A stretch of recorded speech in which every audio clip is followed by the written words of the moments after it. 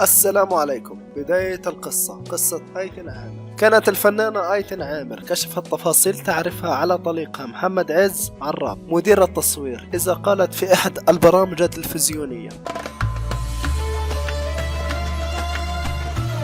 أول معرفة بيننا في مسلسل 7 وصايا، ما كنتش بعرفه، ما كنتش بحبه خالص، وكان دمه تقيل وسخيف. وأضافت بعدها: التقينا في فيلم زنقة ست، وعند تصوير العمل لم أعرف من هو مدير التصوير، إلا أن محمد عز عراب أحرجها وقاطعها وقال لها: كنت عارفة وقلت فلان، وتابعت وما اديتش اهتمام. أحمد السبكي كلمني في التليفون وبقول لي جايب لك خالد الحلفاوي وعز العراب مدير التصوير. قالت له: أعمل له إيه يعني؟ موضحها بعد النجاح خرج فريق عمل الفيلم ليحتفلوا في إحدى الكافيهات، وكان من بينهم محمد عز قائلا: محمد دفع الحساب واتضايق، كنت عايز أديله الفلوس، وقمت مكرمشة له 200 جنيه، لكنه ضحك ورفض وأخذ الفلوس، وقال لها إنه عيد ميلاده بعد 3 أيام. بداية قصة حب أيتن عامر ومحمد عز. قررت أيتن عامر ترد له إياها بهدية في عيد ميلاده، واشترت له زجاجة عطر، واكتشفت إنه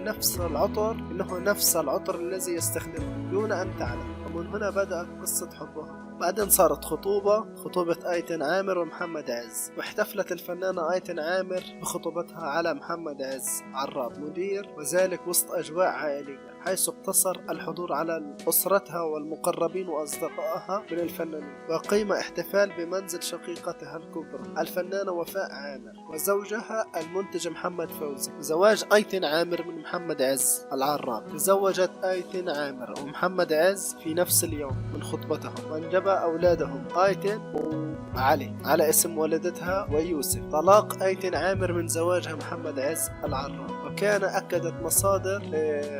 وكان أكد مصدر مقرب من الفنانة أيتن عامر أغسطس 2023 صحة ما تم تداوله خلال الساعات الماضية عبر بعض المواقع وصفحات المواقع التواصل الاجتماعي حول انفصالهم عن زواجها مدير التصوير محمد عز العراب. وكان كشف المصدر في تصريحات اليوم أن الطلاق وقع بسبب خلافات عائلية ووقعت بينهم منذ فترة، مؤكدا أن الطلاق منذ مدة وليس اليوم. في السياق ذاته رفضت الفنانة وفاء عامر التعليق على أنباء انفصال شقيقتها وزوجها، وتداولت صفحات على مواقع التواصل الاجتماعي انفصال الفنانة أيتن عامر عن زوجها مدير التصوير في هدوء تام.